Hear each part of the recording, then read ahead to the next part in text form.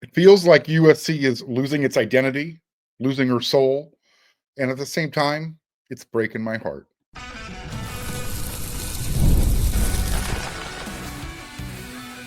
You are Locked On USC, your daily podcast on the USC Trojans, part of the Locked On Podcast Network, your team every day.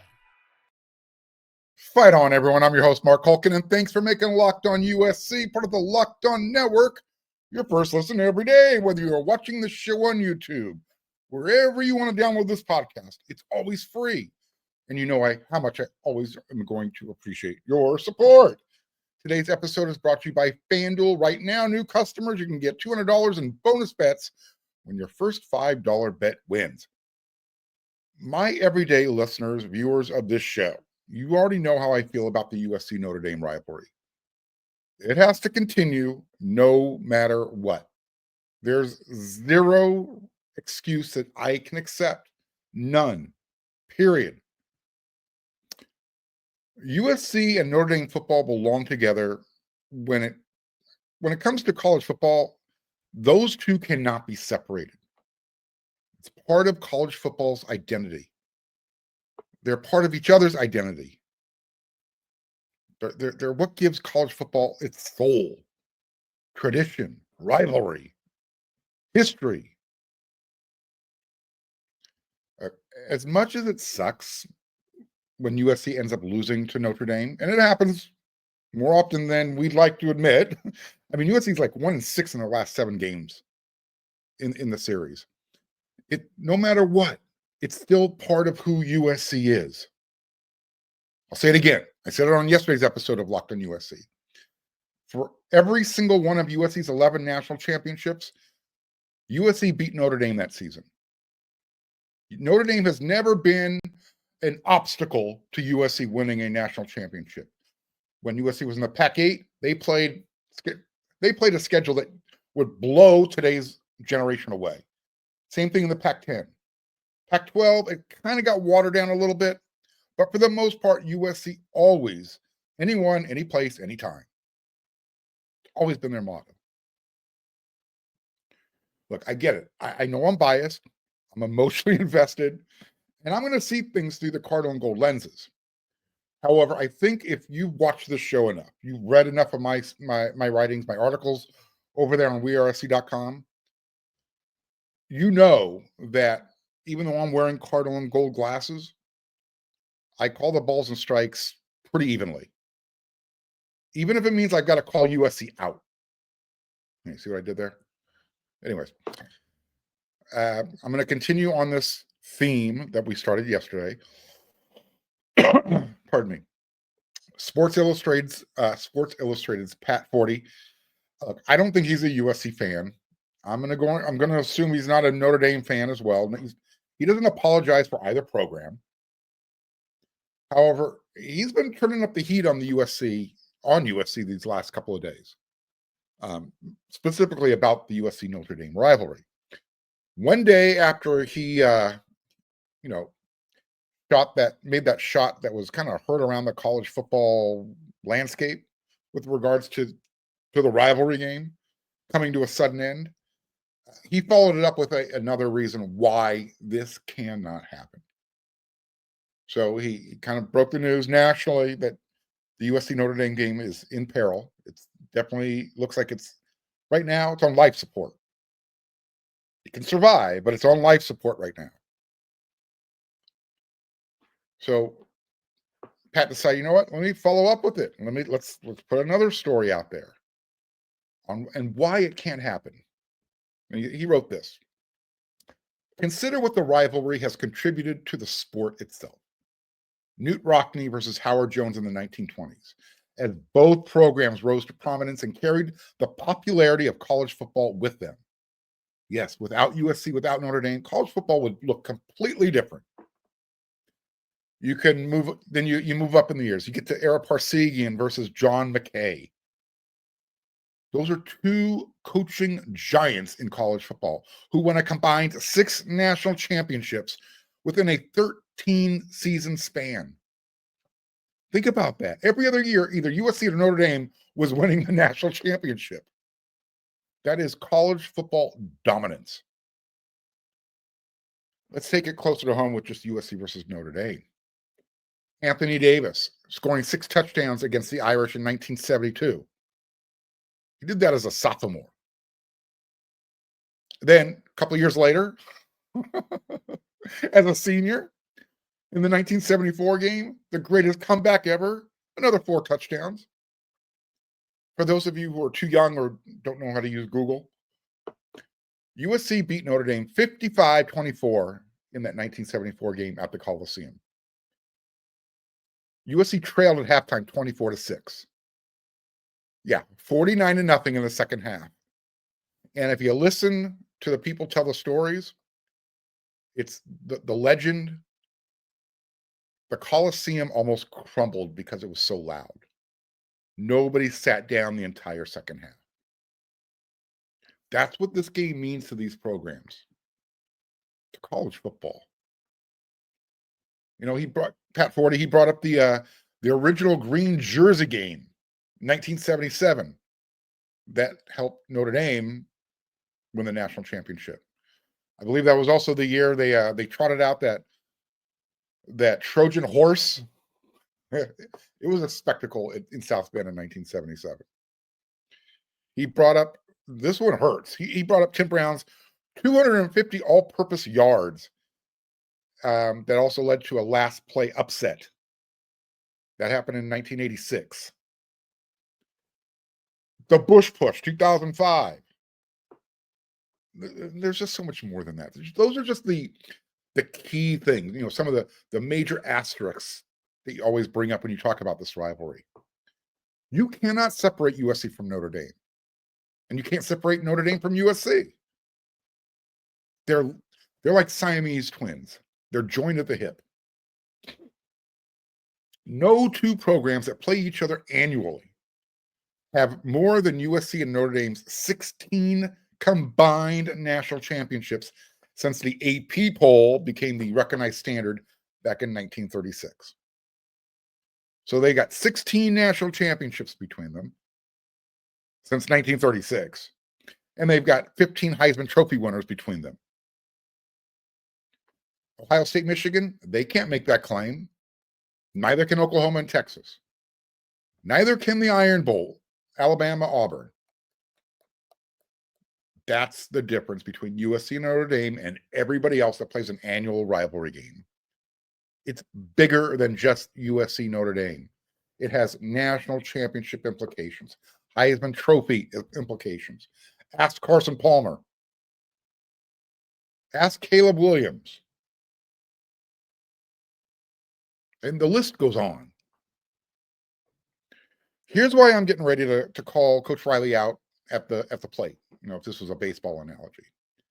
Right now, it kind of just feels like he's trying to steal first base with a walk through the park type of schedule. Right now, he has 2 strikes against him. If I'm calling balls and strikes, he's up there with 2 strikes. You already know about his response to the question that came up to him at the Big Ten Media Day last year regarding Notre Dame. Go back and watch yesterday's episode of Locked on USC. I gave you the full quote. But that answer, it really left a stinky smell in my really big nose. I mean, it smelled like a diarrhea fart. That's how bad that answer was. So that was strike 1.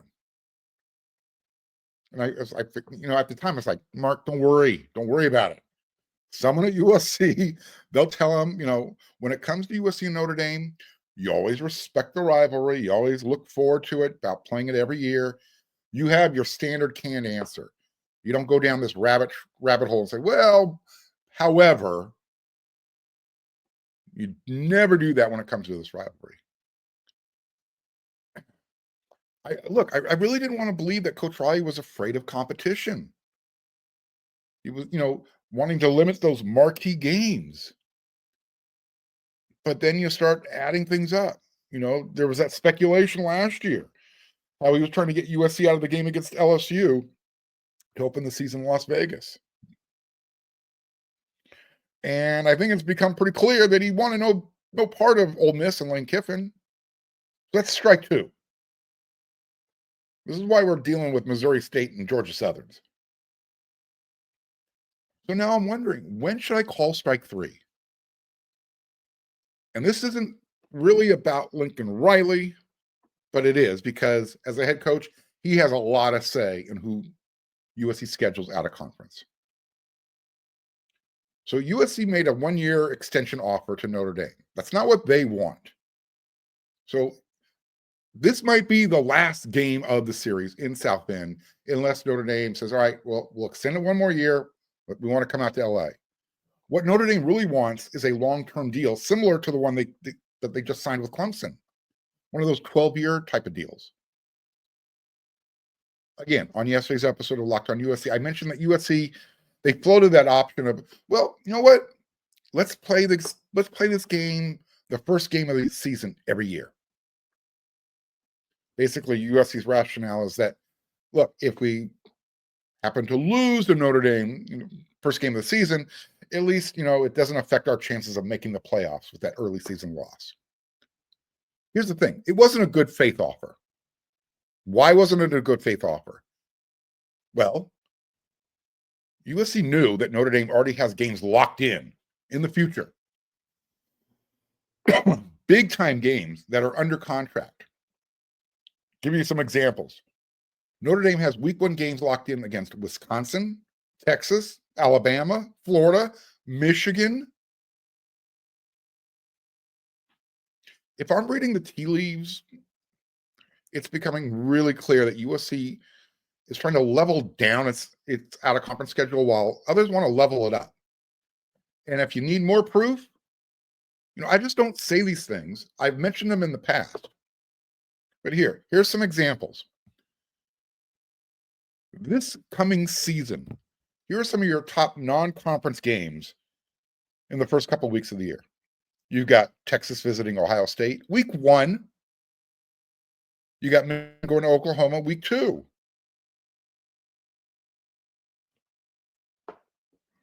And then because strength of schedule is going to matter going forward with the playoff, they're going from 12 to 16.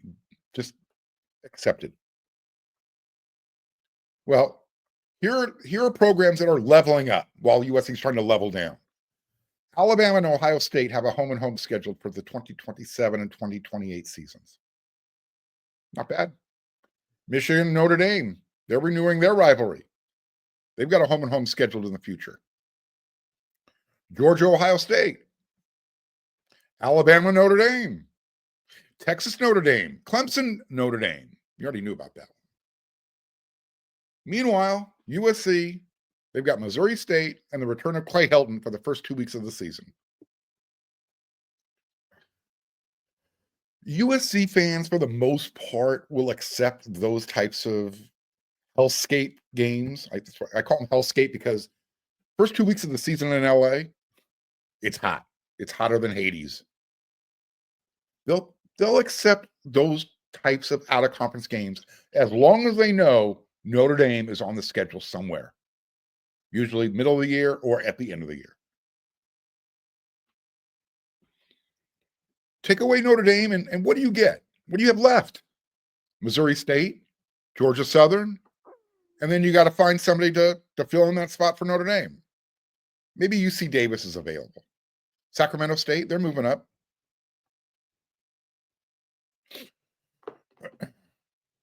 There was a time when USC and USC fans, we would make fun of everybody else because they were playing cupcake out of conference games. All of a sudden, things have come full circle. If you want to read a really good opinion editorial, get on over there to wearesc.com when you're done watching this episode of Locked on USC. Go read Eric McKinney's piece on the subject. Eric's not the type of guy who voices a strong opinion, but he did this time. He basically said, do not drop the Notre Dame rivalry, period. This isn't a difficult decision. And when you look at it, when you look at the way he laid it out, which is how I've laid it out for you guys, he's just very articulate. He writes really well. Literally, there is no good reason for USC to even be thinking about getting rid of this series. None. So yeah, If this happens, USC will have lost its identity. It will have lost its soul. They can't say that we're leaders. They'll just be like everybody else. And that's what separated USC and Notre Dame from everybody else. They were willing to step up and play each other, even if it meant taking a loss during the year. USC better put on their big boy pants and find her identity again. His identity. Its identity. Whatever.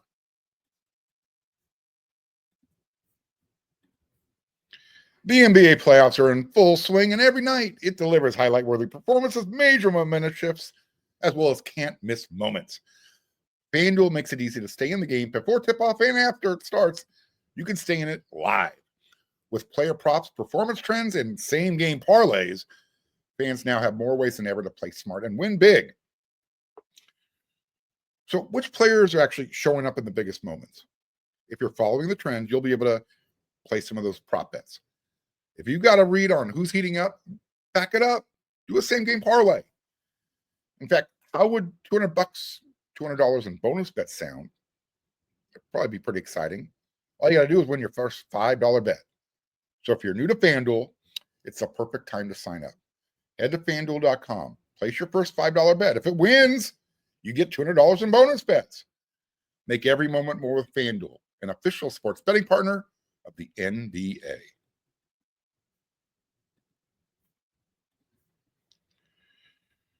Looks like USC and Orange Lutheran offensive lineman Samuel Utu. They're not following each other anymore. Yep. As you can see on the rundown, USC's got one less offensive lineman that they have to be concerned about. They're not considering each other anymore. On threes, Steve Wiltfong dropped a Fong bomb, indicating that USC, who was at one point considered the early favorite, they're out of the picture now going forward. The Washington Huskies seem to be the front runner. I'm not sure what's going on, but I kind of get the impression, the feeling that USC decided we're going in a different direction. So you have Orange Lutheran on three, four-star offensive lineman Samuel Utu is turning towards Washington. A source with knowledge said, regarding his recruitment. So according to Steve Wiltfong, right now Washington is looking pretty good, according to the source. Utu has an official visit scheduled to Washington the weekend of May 30th. And then he goes to SMU. I believe that's in the second week of June. And then he also has Texas lined up June 20th. USC isn't in his official visit list anymore. Again, I don't know why, but it just seems like USC might have moved on. So for all of you who heard that and kind of stepped out on the ledge, come back. Come on back. It's okay. Class isn't exactly falling apart. I know that comes on the heels of Xavier Griffin. I get it. Trust me, USC's going to be fine. Just keep listening. I got news. Let me tell you why USC's class isn't falling apart and why the offensive line recruiting, it's okay. It's going to be fine. If I need to remind everybody, 5-star elite prospect Kenye Pepe, IMG Academy. Not only did he commit to USC, he shut down his recruitment. He's not taking any more visits. What about offensive tackle Vlad Diakonov? Ryder Lions left tackle up there at Folsom. He's still in the class. You know who else is? Isun Tafa, the offensive lineman from Utah. You know who else is?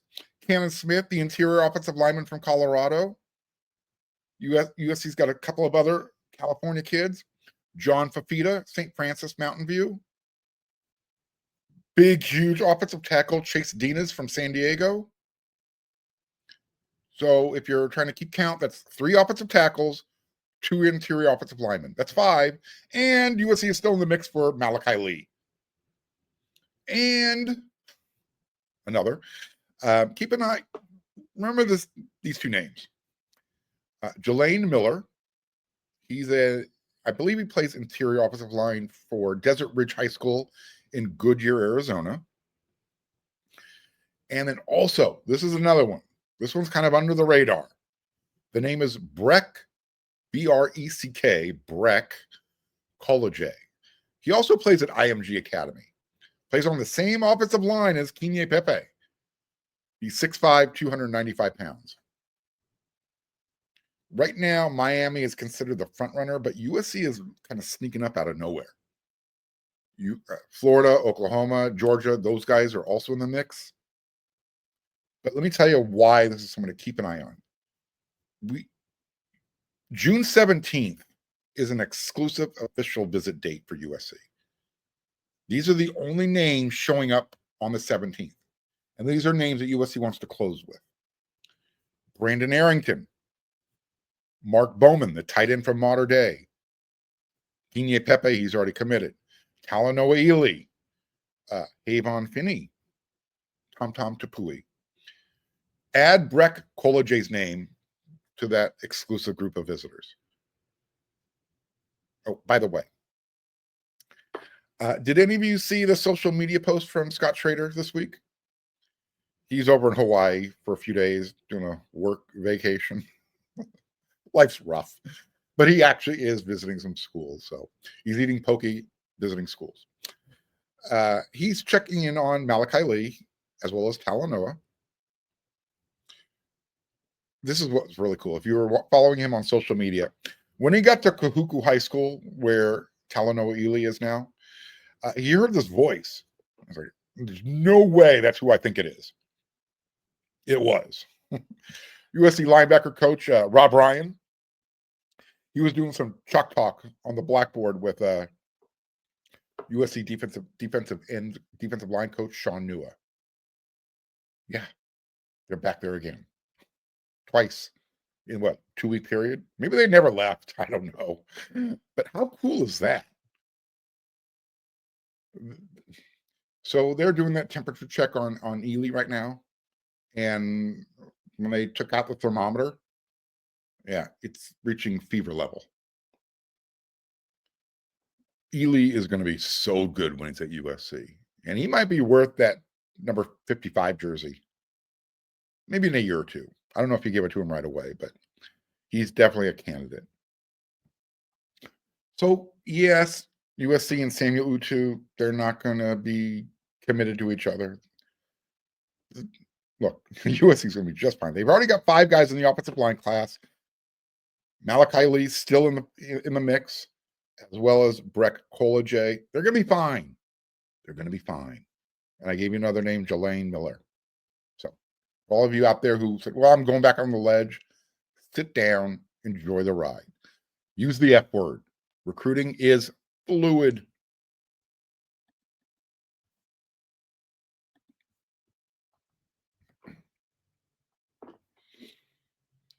By the time a player is entering their 3rd year, it's literally their make or break time. Makai Lemon, Jacoby Lane, they're heading into their 3rd season. They've already made themselves. They're not make or break. They're working on NFL drafts positioning, as well as, helping USC win games, obviously. However, who are some of the others that, need to have big seasons if USC is going to break out in 2025? Remember, they're coming off of back-to-back 8-5 and 7-6 seasons. That's another part of the optics with this whole dropping Notre Dame thing. It just doesn't look good. So, since we're talking about 3rd-year players, let's start with the first guys off the bus. Guys, you look and say, all right, he's a player. How about Jamal Jarrett? He's a redshirt sophomore. He's got one big important job this year. He's got to come over. He's got to make USC's defensive line stout in the middle. Make life easy for USC's defensive ends and the linebackers. Jarrett has to be one of those guys. Now, I'm bending the rule here a little bit for Devin Tompkins. He's a redshirt junior, which means he's going into his 4th year. But he's been one of the most talked about defensive linemen coming out of spring camp this year. So I'm going to make an exception to the rule. Okay. And because when he showed up at USC, he wasn't considered one of those, well, we'll see. He was actually one of those developmental type of players. He might have taken an extra year. He's a redshirt. So he might be breaking out this season. The highest concentration of third-year players on USC's roster right now, it's in the offensive line room. Micah Banuelos, Jack Sussner, Erwin Taomi. He was a transfer from Hancock Junior College. Then you've got Elijah Page. You've got Tobias Raymond. They're redshirt sophomores. And by the way, Page and Raymond start at left tackle and right tackle, respectively. Elijah kind of had his breakout last year. He just needs to take it to another level now. Tobias Raymond, it's his turn to break out, do what Elijah Page did last year. Alani Noah is a true junior. He's getting ready to start his 3rd year at right guard. I'll remind everybody, as a true freshman, he was USC's starting right guard game 1. This player has to have a breakout year for USC. His name is Waymon Jordan, running back. He's listed as a junior. If this guy goes off like everyone anticipates, USC's going to have a huge year. They'll have a huge year, especially, again, another exception to the rule, Jaden Mayava. He's a redshirt junior. So just like Devin Tompkins, it is if USC is going to have a big season, it's imperative. Mayava has to have a breakout year. He's shown glimpses. You say, all right, well, he was 3-1 down the stretch last year. Great. I need him to be no worse than 10-2 this year. Because if Jaden doesn't get the job done, it's gonna be up to who's on Longstreet, Sam Heward. They're going to be asked to salvage the season. So, audience participation. Who are your 3rd-year breakout guys? And which ones does USC need to be playing at their best every game? Obviously, you want everyone to play their best every game, but who cannot have a letdown game? I gave you the list of players who I think are important. Did I miss anybody? Give me your 2 cents. Give me your 5 cents. Give me $1 worth of your opinion. You know where you'll get great value? Check this out. When you're done making Locked on USC your first listen today, you know what your second listen should be? The Portal Show. Brian Smith, he's got the latest rumors, portal entries, signings. Well, there's no more portal entries, so he'll get you up to date on where people are landing. Listen, literally, when you are done listening to Locked on USC and the Portal Show, you are going to be the smartest college football fan in the room, bar none. You can find the Portal on YouTube or wherever you listen to your podcast, just like Locked on USC. Locked on USC will be back with another episode tomorrow. I'm going to have some more recruiting information. We're going to talk more about USC's upcoming season and whatever else, kind of comes down the pipe. We'll see. Talk about it. So until that next episode of Locked on USC, everyone, you know what to do.